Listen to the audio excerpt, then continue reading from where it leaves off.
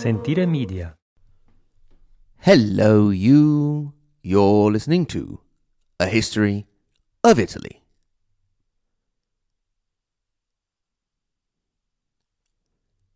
Special 4th anniversary episode.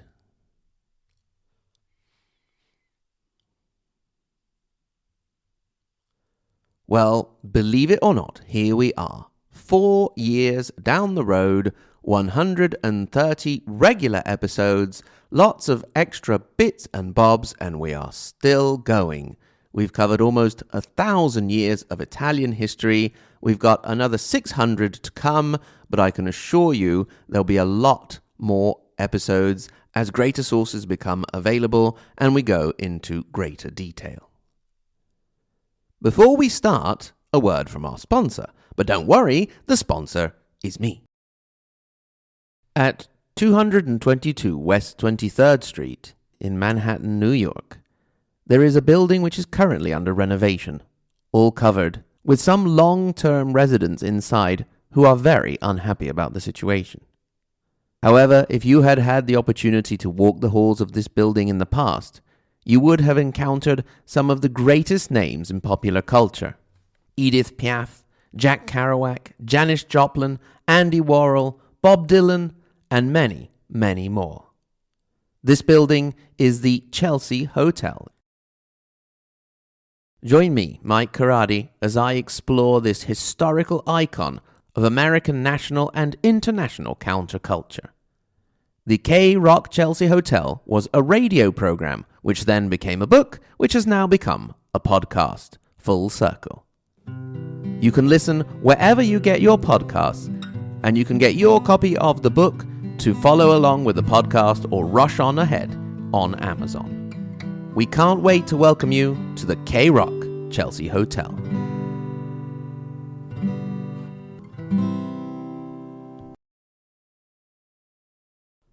So there you have it. What did a busy podcaster juggling a day job and a family need? Well, another podcast, of course. But not to worry, it will not interfere with A History of Italy, first of all because it is a short podcast that will only last 21 episodes, and secondly because it's all already written down, so you can actually get a copy of the book on Amazon if you want to read along with the podcast. So, as I mentioned, look up the K-Rock Chelsea Hotel wherever you get your podcasts. The 4th anniversary, I think, is also a great time for an announcement, and that is the 1 million listens threshold. Now, I'm not actually 100% sure about that, and I'll never actually know because I have no way of counting from the very beginning, except for Apple Podcasts, which are at around 620,000 listens. And so I did a bit of maths, which I'm not brilliant at. If I consider that Apple Podcasts account for just under 50% of my podcast listening, and they are at 620,000, I can assume the rest will make up for the 1 million. And if I add to that the monthly downloads on the whole catalogue of around 40,000, well, I suppose we should be there. Although, as I said, we'll never know. However, in the spirit of modern alternative facts and making stuff up as you go along, we can safely say that A History of Italy podcast has reached 1 million listens. Thanks to all of you very, very much for this wonderful achievement, which may not be an achievement, but thanks anyway.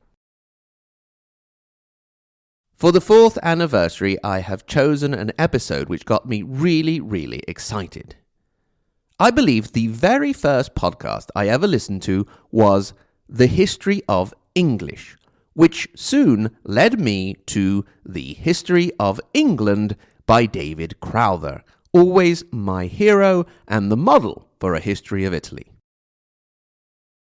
So it was with great pride and honour that in the year 2021 I appeared not once but twice on David's show.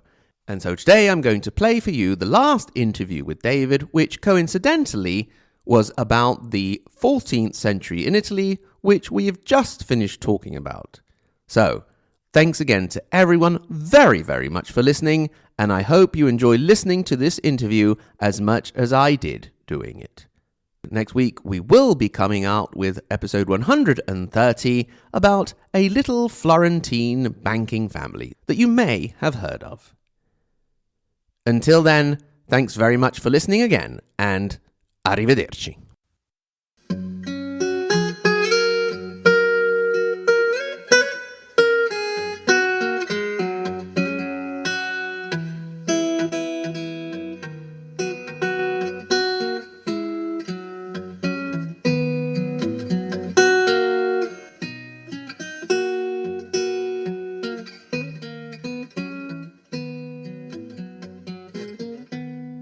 Hello everyone and welcome to the History of England, though this is a bit of a weird one.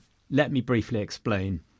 I am about to launch a new biography series for members about the 14th century mercenary John Hawkwood, who made a famous name for himself in 14th century Italy. So I contacted Mike Carradi of the History of Italy podcast and asked him to do a sort of introduction to Italy at the start of the period when Hawkwood did his thing. And I thought everyone might also be interested. So, here is Mike to give you an early guide. Mike, hello. Hello, everyone, and hello, David, and thank you so much for the invitation. It is always a pleasure, and I might add an honor. So, as you said, my name is Mike Corradi. I am the host and producer of the A History of Italy podcast, inspired by the great The History of England podcast. Oh, stop it, Mike. And yes, it's your fault, David. No, you can keep going. It's fine. I didn't mean it. And so it is basically a chronological history from the fall of the Western Roman Empire, which I've put at 476, according to, let's say, the mainstream date. There is some debate about it, all the way up to the present day, if and when I ever get there. And we are actually around the 14th century at the moment, which is really lucky because that's what we're going to be talking about today. It is indeed. And actually, you did a very nice guest episode for us, which people really liked, actually. Good, I'm glad. About freedom and bagpipes, which is great. Yeah, more recent there. Very good. So, as Mike says, the reason why he's here is because at the moment for members, we are just about to launch into one of my extended biographies on John Hawkwood. So, Mike, what I do for members, amongst other things, including drinking and all the rest sort of thing in history, is some extended biographies. So we've done Eleanor of Aquitaine, Margaret Beaufort. We have done William Marshall. And since I'm going sort of girl boy, like a dinner party type thing. Excellent. We've come to the prawn cocktail in the form of John Hawkwood, 14th century condottieri, a word which you would say with much more elegance than me. Yes. It's a condottiero, singular. Yeah. Oh, I love that. That's so clever.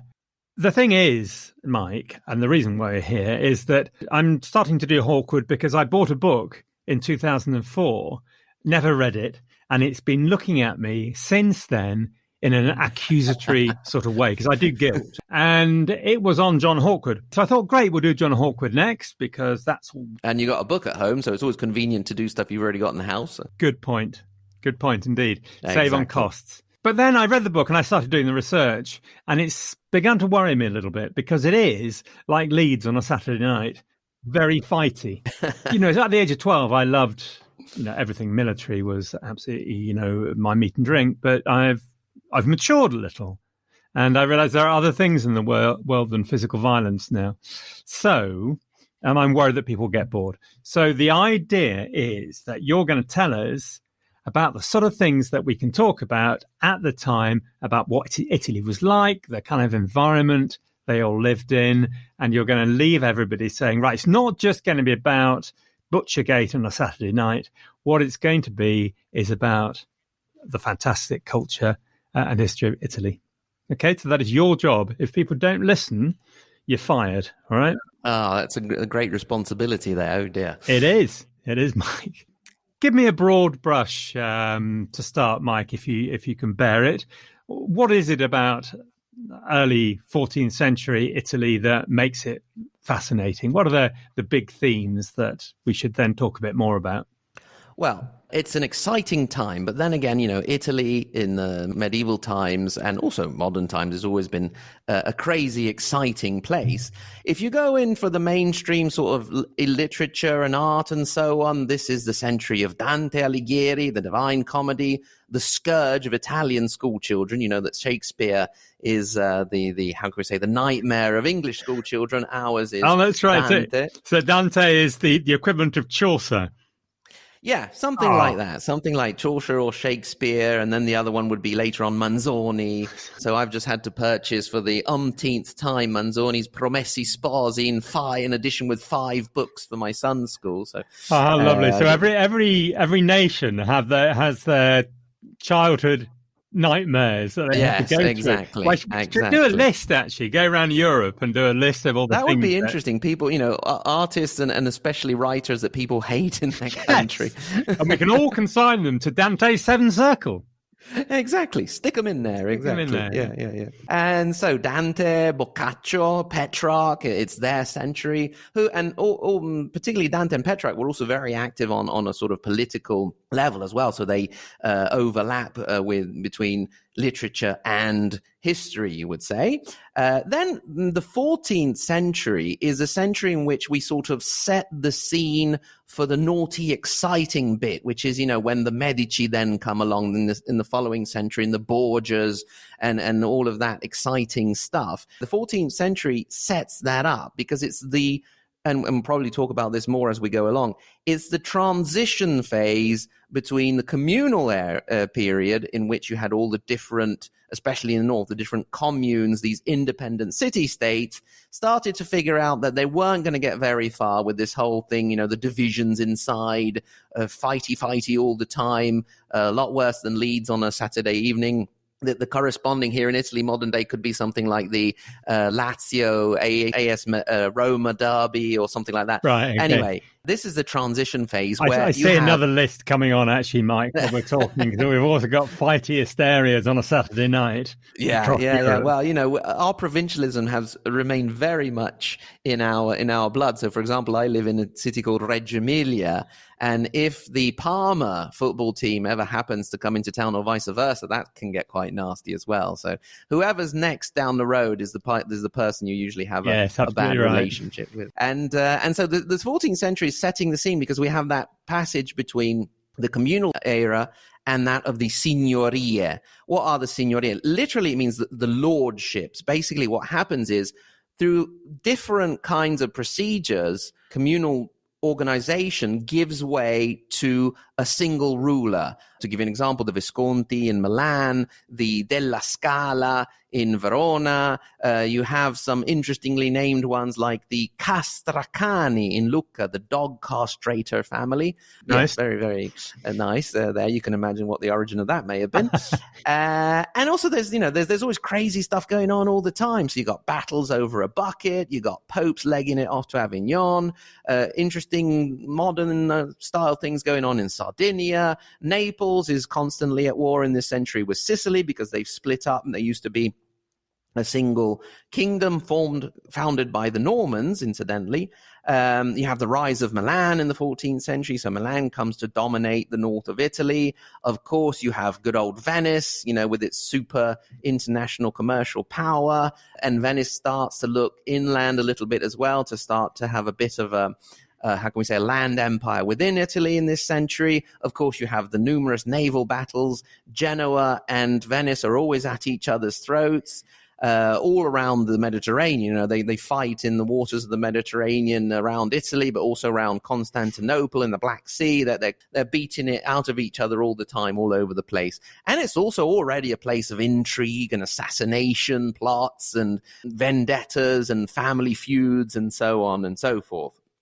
Then, of course, the 14th century on a European level, as we know very well, is the century of an economic crisis, the Great Plague. And here we go back to Boccaccio as well. And it is the century in which predominantly we have this evolution of the figure of the condottiero, which basically means a leader or military leader. Condurre in Italian means to lead, to guide. And a condottiero are these military leaders, sometimes coming in from the end or a break, let's say, in the 100 Years' War, so coming in from France, as is the case of our friend Johnny Hawkwood there.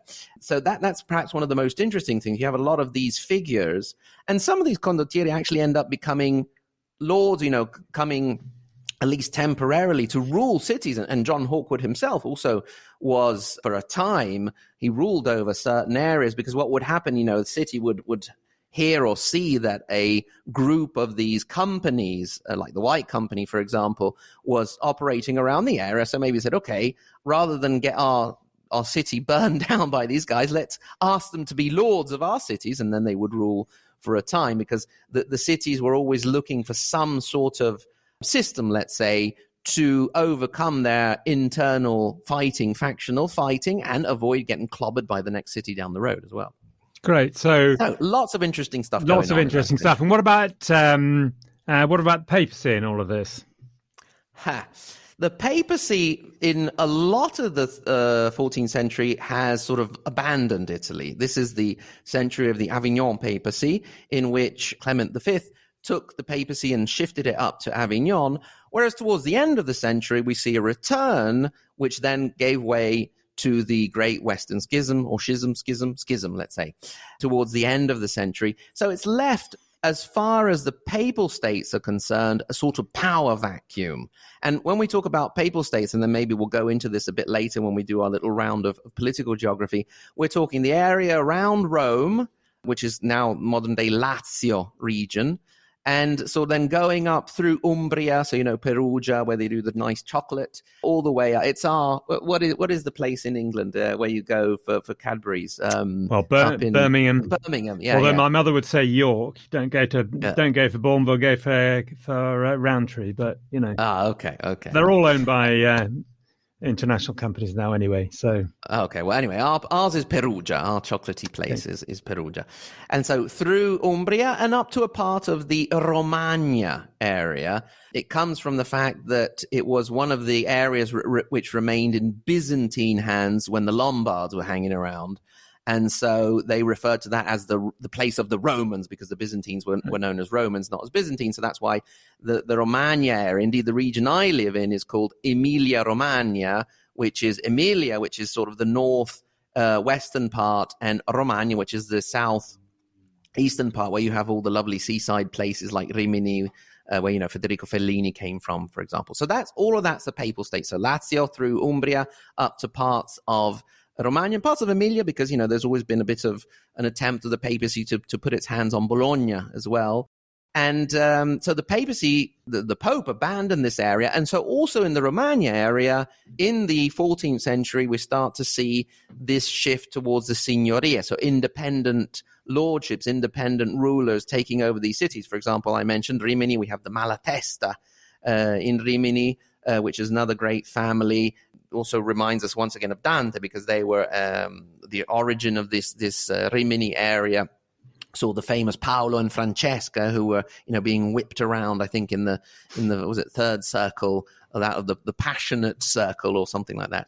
Anyway, some Dante scholar. I'm afraid I'm not very good at my Dante circles, apart from number 7. I'm afraid. But anyway, that's the area of the papal states, and then.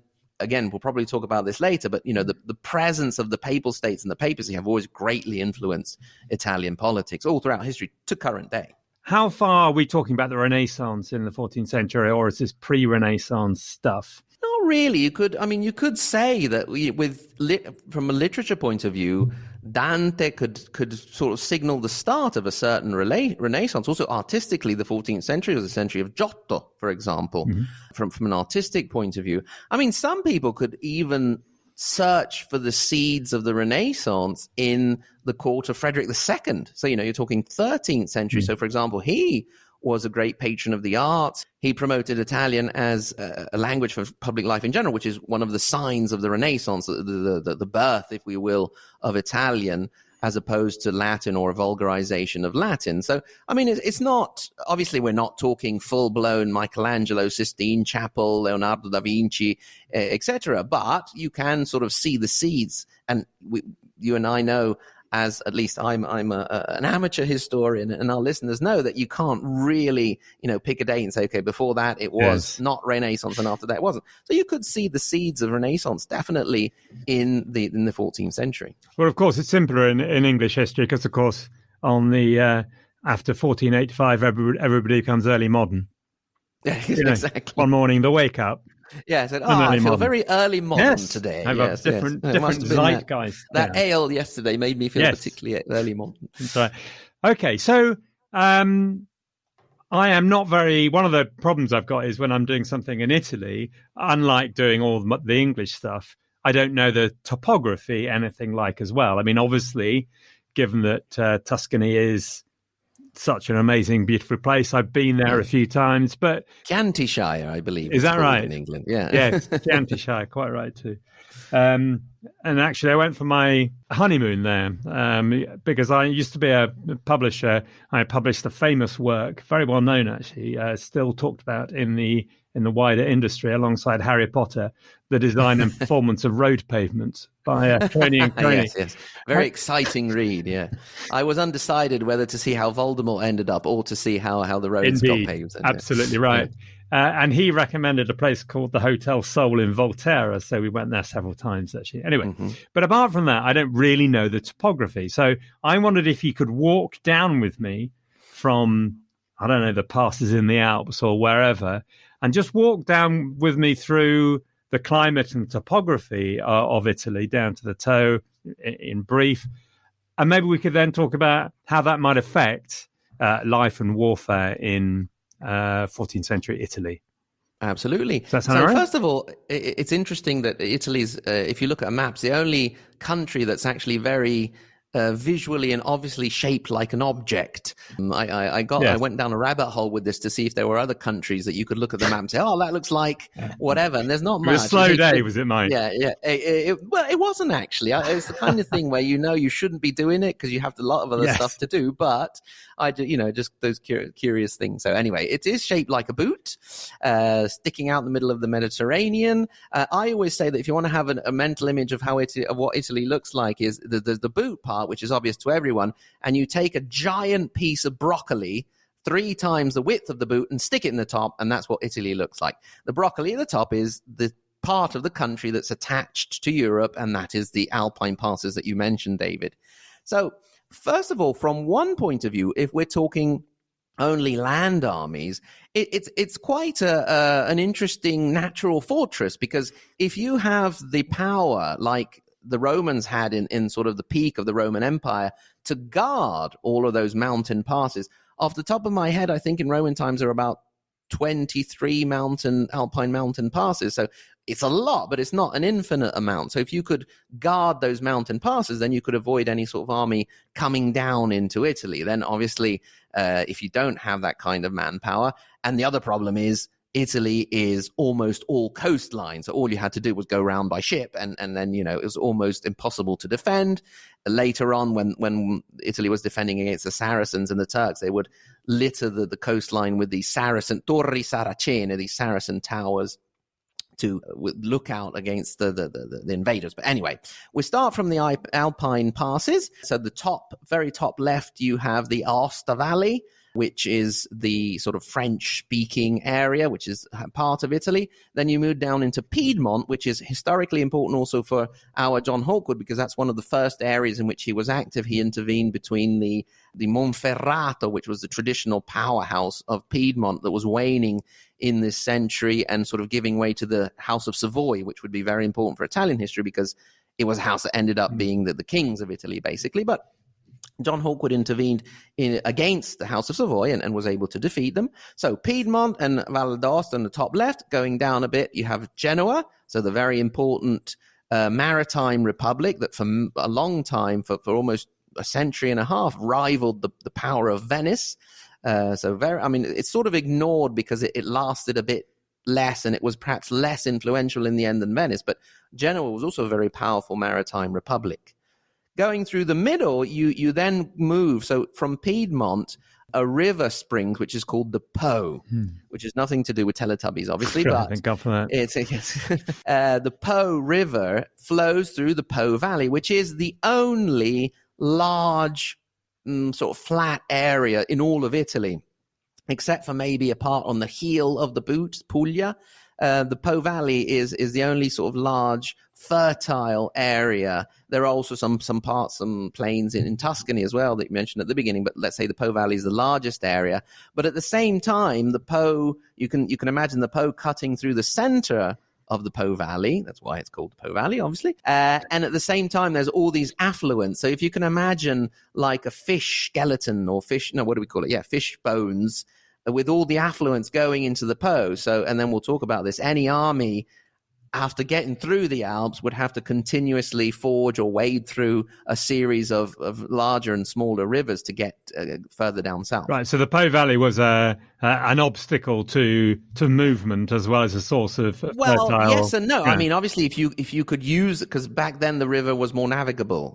Nowadays it hasn't, unfortunately, there hasn't been a lot of investment in navigation on the river, but you could also move up and down the river. So in some ways it was an obstacle, but if you had, the right, so for example, Venice used it for trade. It would move its goods up and down from, for example, Mantua, all the way up to Verona maybe, and then Verona would be sort of the gateway up to the north and up to Europe. So it depended if you have something to put on the river or not, but it could be an obstacle, and it was an obstacle all the way up to the 19th, 20th century, also the 20th century. I mean, one of the things that the Allies were doing when the Nazis were retreating was bombing the various bridges, so the Nazis would have trouble retreating. So Po Valley, which also includes Lombardy, which is the modern day region of Lombardy, but once upon a time, Lombards was the name given to almost all of Italians. Indeed, the famous Lombard Street in London comes from the Lombards, basically. So if you were not by the 14th century, it was sort of wearing out, but sort of from the 8th, 9th to the 12th, 13th century, people in Italy would probably refer to themselves as Lombards, at least in the northern part of the country. So Lombardy, then we have Veneto, Venetia, if you will, and then going over to Venice on the right side, on the eastern side.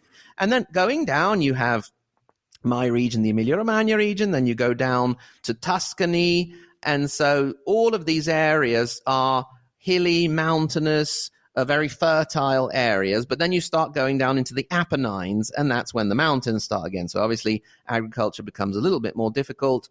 You have the spine, the Apennines acting as a spine of Italy, so going down Tuscany, Le Marche, then going down to central Italy, Umbria, Molise, Lazio, the Rome area on the coast.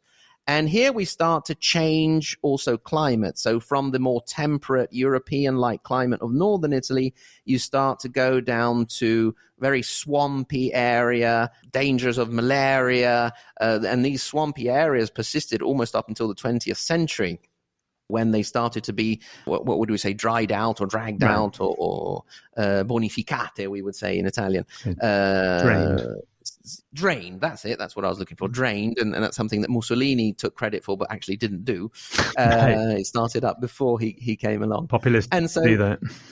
Yeah, heading down Lazio, then you have sort of the southern Italy, where it becomes more typically Mediterranean. When you see these images of the Mediterranean seaside town with sort of low, not many forests, deforestation had already occurred during Roman times, more dry, sort of macchia mediterranea, we would say in Italian, sort of Mediterranean bush area, going all the way down to the toe and the heel. So the toe being Calabria and the heel being Puglia. Lovely holiday area if you're thinking about going on holiday there, really nice.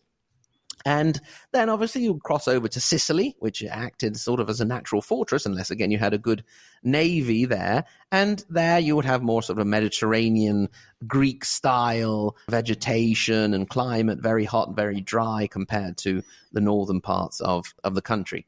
From a military point of view, we sort of mentioned it. I mean, coming through the Alps was never going to be easy.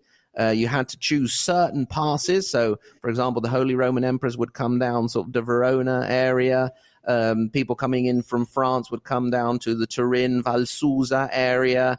The sort of Hungarian and the Lombards themselves and the Ostrogoths would have come in from the eastern side. So the Alpi Giulie, the Julian Alps and so on. And then they'd have the trouble of crossing all of these rivers to get through. And then they had the Apennines again. So by the time you got all the way down, for example, to Rome or even Puglia, you'd have a lot of obstacles you'd been through. And then maybe you'd risk parking your army, say, I don't know, outside of Rome because you felt like besieging Rome that day. Why not? And, you'd maybe sitting there waiting to the siege out, and then your army would be riddled with dysentery or malaria or something like that due to the sort of swampy climate there. And if you wanted to go all the way down to Sicily, by the time you got there, you'd done thousands of kilometers. So the length of Italy has also historically caused trouble. And indeed, that's why a lot of the interest that went on was more towards the north, although Hawkwood did get involved in the whole sort of Naples, throne of Naples, between the Duras Anjous and the French Anjous as well. So that's maybe an overlook of what the Italian peninsula would present to somebody waltzing down from Europe. So some of your problems as a military commander or a mercenary captain would be all about movement across these. Another particular, so I think obviously in England, it's a sort of north-south divide of highland and lowland. What does communication run? Does communication run north to south or east to west, or is there not really that division? Here, we think going from Norfolk to Wales is a lot more difficult than going from Rickmansworth to Leeds. Well, whatever way you were going, you would have the same trouble in both directions. So obviously moving sort of along the Po River east so the Po River flows from west to east. So obviously, if you just put your boat on the river, you're going to naturally sort of flow down towards the sea. So that would have been easier. Whereas going against the current in the other direction, which the Venetians, for example, would do if they were taking goods up to Verona. The mountain passes obviously are difficult in both directions. So, you would have to consider what period of the year it was if you were moving your armies as well.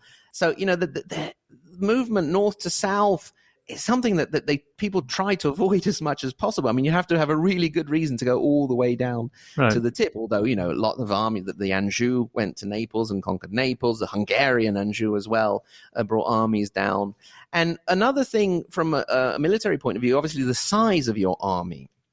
So since we're talking about the lack of very large flat areas, it was difficult to have a very large army moving around, which gave the advantage. And that's why the condottieri were particularly successful, because with a small band, you could actually do a lot of damage because there weren't these giant armies, not only for geographical reasons, but also for monetary reasons, because there wasn't one central king or government who could whip up all of the cash necessary to put a big army on the field. And so, for example, the heavy cavalry, the Norman heavy cavalry, is something that obviously was present in Italy, but was never as huge as in other great battles in England and France, for example, because you would have trouble setting up a big cavalry like that. And the Italian sort of infantry units, the lancers and the halberd units, were particularly adept at resisting cavalry charges. So, for example, when Frederick Barbarossa was defeated at the Battle of Legnano, it was just because the Milanese and the Northern League armies just waited out the various waves of cavalry charges in their sort of lines, and so also space was a big issue. So not only moving around, but also putting a set army on the field would have been a bit of a challenge. Okay, that's great. So my personal knowledge comes more from the centuries of Frederick II and Frederick Barbarossa, so just before the 14th century. And their history there was all about the Guelph and the Ghibellines and the emperor and versus the Pope and states who wanted to be independent, and the Pope. So where are we by the time Hawkwood tips up with his bags in the middle of the 14th century? Where are we with that sort of political geography? Well, the whole Guelph and Ghibelline business has petered out a little bit. I mean, it's still labels that are occasionally used, but they're sort of devoid of their original meaning. And we're in the period of transition, as we mentioned. in which the communal period, so that Frederick Barbarossa and Frederick II, especially in the north, because when we're talking communal period, we focus very, very much on the north, because already in the 11th century, the Normans had set up the Kingdom of Sicily, which included Sicily and all of southern Italy. So that already was going off in a different direction. There were some communal experiences there, but never as developed as they were in the north. So as I said, we're going into a transition period in which the commune has given way to the signoria. And this happened in different ways. So it could be a powerful family within the commune coming to prominence, as we will see later on with the Medici, because Florence was sort of a late bloomer in the whole signoria business. Florence, very influential. We'll see also, your listeners will see for Hawkwood.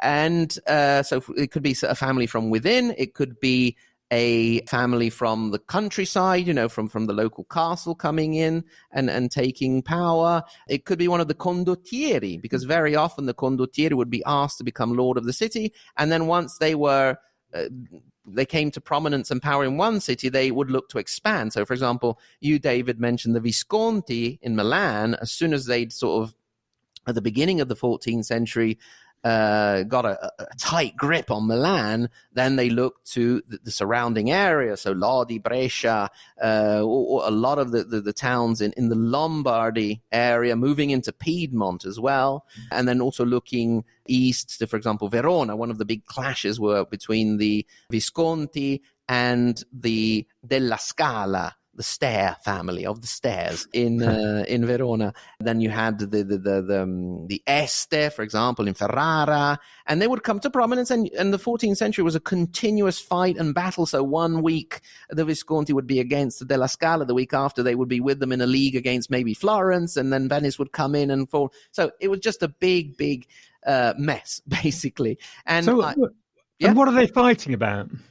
Land, mostly trade. Venice, for example, got annoyed at a certain point because the Della Scala were blocking off their access to the internal trade areas, but mostly land and influence.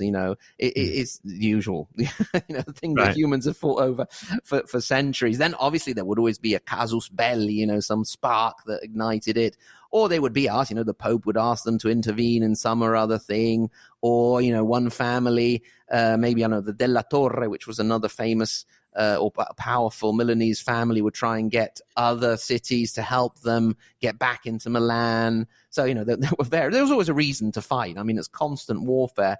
And that's maybe, I think, could be why especially the 14th century tends to be a bit squished between the things you mentioned. So the Fredericks and then the Renaissance on the other side, because it's just really hard to remember what was going on in that period.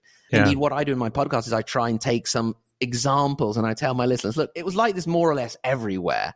And so Hawkwood is good, because Hawkwood allows you to have a look in Piedmont. He allows you, he married a Visconti, for example, the daughter of Bernabò, one of the three Visconti brothers who were active at the time of Hawkwood. He was influential in Florence. He intervened with the Pope, he helped the Pope out, and then he was against the Pope because the Pope wasn't paying him.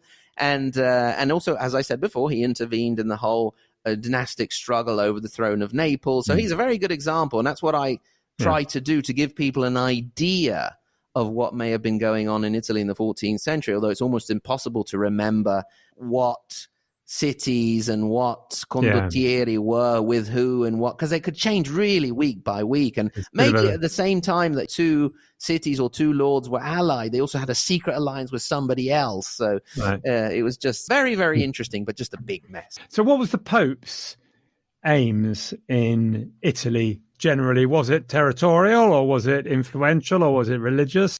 Well, it depended very much on the Pope at the time. So you had popes who were more interested in actually reforming the church. I mean, going back to the sort of Guelph Ghibelline business, the first that comes to mind is Gregory VII, for example. So you had a feeling that he was really out to sort of reform the church, and other popes would have been more interested in a sort of territorial territorial gains and maintaining power. I mean, also we have to remember that many popes came from noble families. If we go and look at Rome, we had, I don't know, the Colonna, the Orsini, big important families who would vie for power and produce many popes whose interest was basically maintaining the power of their family. So it depended very much on the Pope. Obviously, historically, in all of Italian history, so in the very birth of what we could call post-Roman Empire Italy, the Pope has been very influential because, aside from being the spiritual authority over what was then all of Christendom, before obviously the Reformation and so on, he would be the political leader of a state, obviously not in the modern sense of the word, but the papal states were always there in the middle. So anyone at any historical moment who was looking to expand, so we're talking about the Visconti, it could have been Frederick II, it could have been the King of Naples, it could have been the Grand Duchy of Tuscany that would come later, or the Florentine Commune.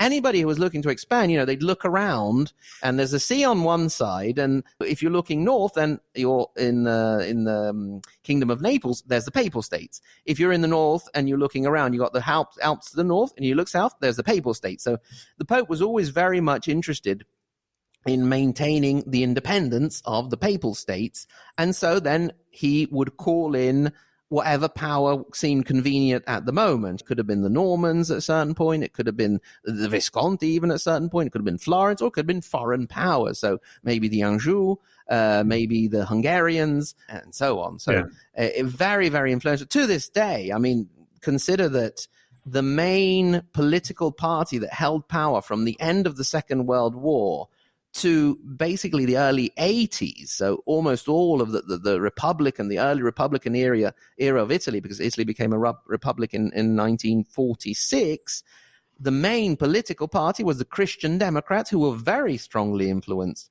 by the Vatican. So, for example, divorce didn't come to Italy till 1974.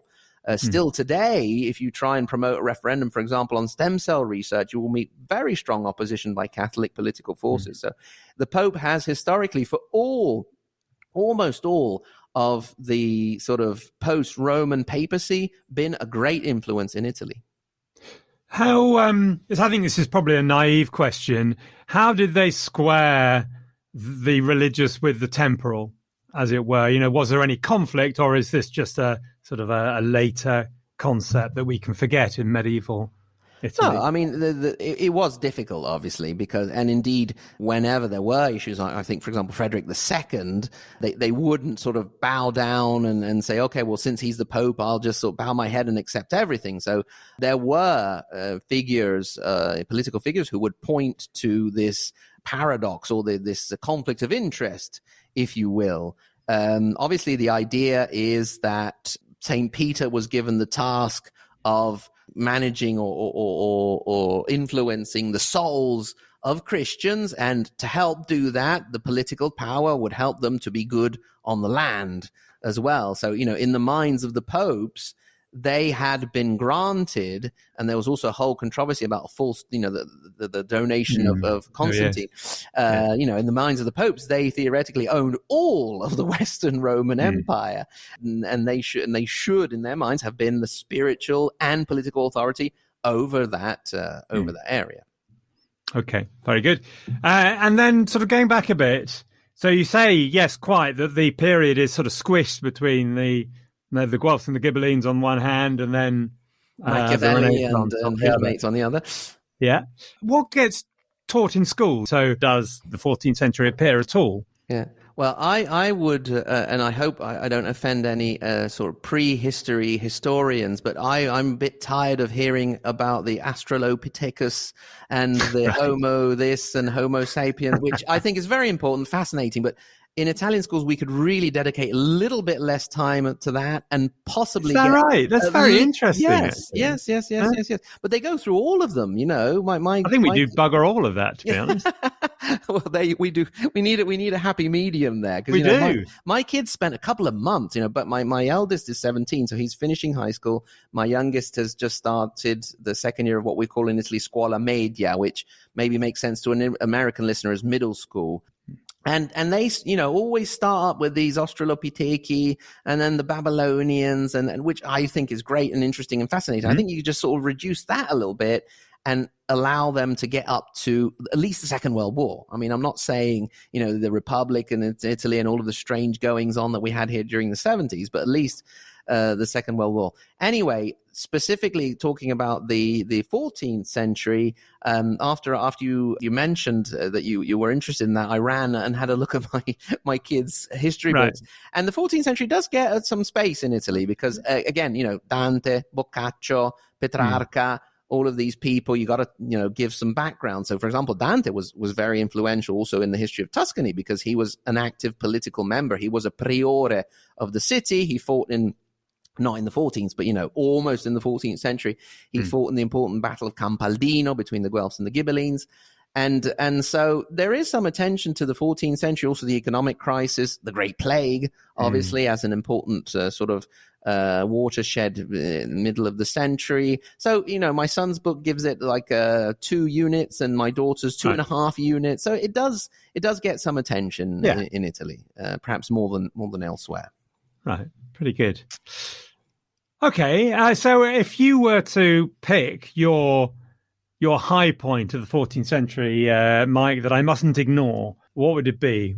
Give me your top 3 or whatever it might be. Oh dear. Top 3.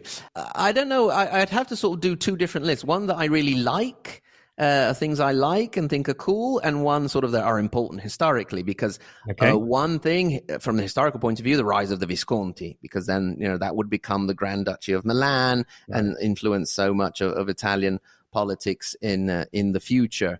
They're quite colourful characters, aren't they? Oh, yeah, the Visconti. I mean, there's a story or two around the Visconti. They weren't shy on putting it out there, were they? No, not at all. No, but neither were many of the other families around them. But they were very, very similar. And you can't point to these families and say, oh, these were the goodies and these were the baddies. They were capable of nasty business, all of them. So actually, one of the things I found interesting already. Actually, sorry, I'm interrupting. Yeah, no, go.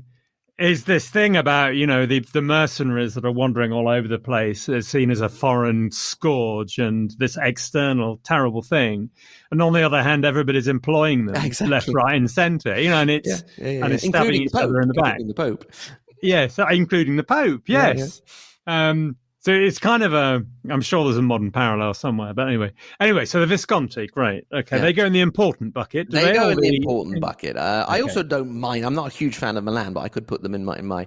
No, so first in the important bucket, I like to, on a personal level, perhaps not so important, draw attention to Sardinia, which is often left out. It's the island sort of west of Italy, and there was always something a bit unusual and sort of moderny going on in Sardinia. For example, they had a parliament long before, starting in the 8th and 9th centuries. They had sort of proto-parliaments before anybody could even fathom the idea of a parliament.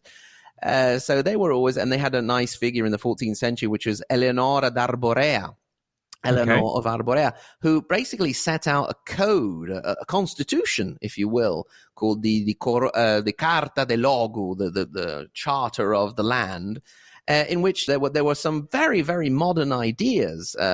Just to give you a very quick example, if a woman was violated, she was raped, then the rapist would have to find her, either marry her, but if the woman didn't want to marry him and she could choose, the rapist had to find her a suitable husband of her liking and pay for her dowry.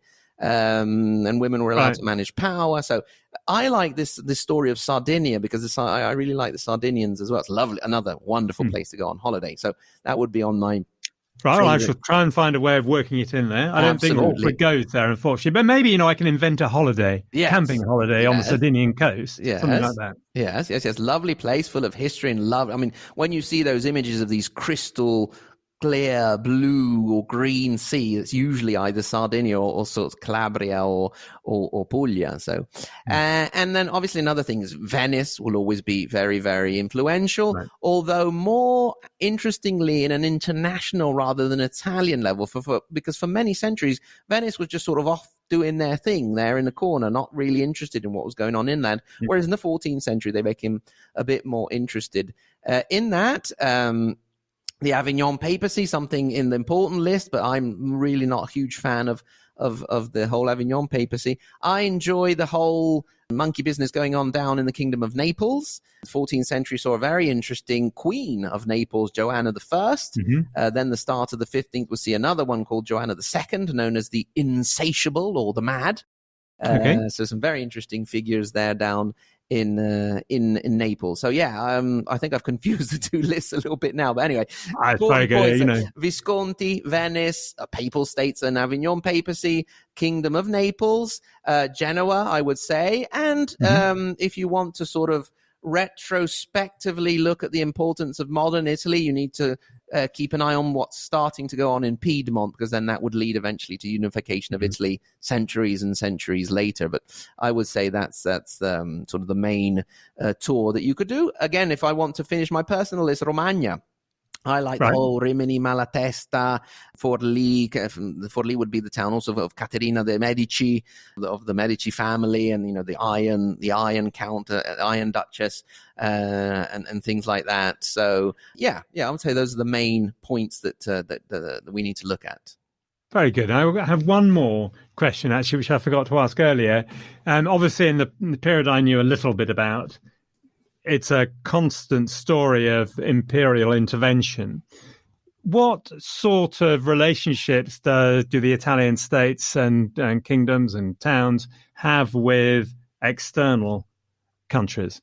It depends for example, it depends where you start from. And if we're talking specifically 14th century, the 14th century is when we start to see that sort of, and even actually the 13th century, when we start to see the interventionism by foreign powers, which would then lead to the Italian wars, for example, in the 16th century, and the dominance of France and Spain over Italy, and then later Austria, until the unification, basically. So we could say that our 14th and then 15th century are sort of the last periods in which we can talk about independent city-states or nations or duchies, because then the foreign intervention would really kick in. And so, for example, we already had, at the end of the 13th century, the Aragonese taking over the Sicily. We had the French Anjou taking over southern Italy. So the Kingdom of Naples was under the rule of the Anjou.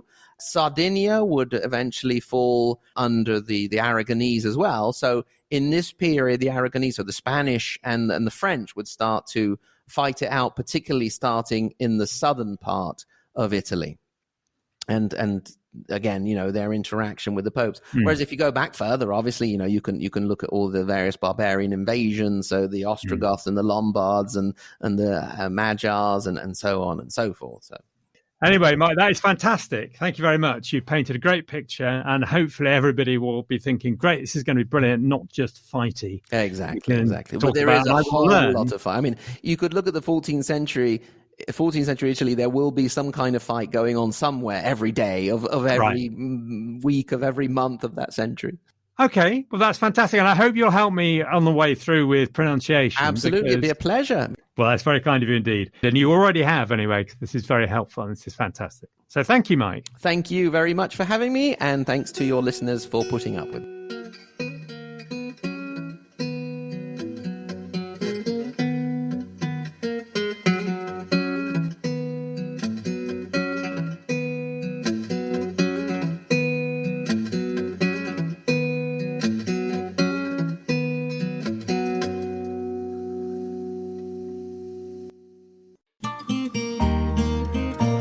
Sentire Media. Hey, podcast producers and show hosts. Do you want to join a podcast network that celebrates all things Italian? At Sentire Media, we understand the allure of Italy and its unique culture. Our devoted team of hosts and producers are all driven by their shared passion for Italy. and we work tirelessly to create the best lifestyle podcasts and content that will whisk you away to the very heart of Italy. With us, you can savor the mouth-watering flavors, get lost in the stories from the past, break down the cultural barriers, and truly immerse yourself in the vibrant traditions of this intoxicating country. If you have a great podcast idea or are already in production and would like to join Sentire Media, head over to sentiremedia.com, that's SENTIRE media.com, and find out how to submit your show.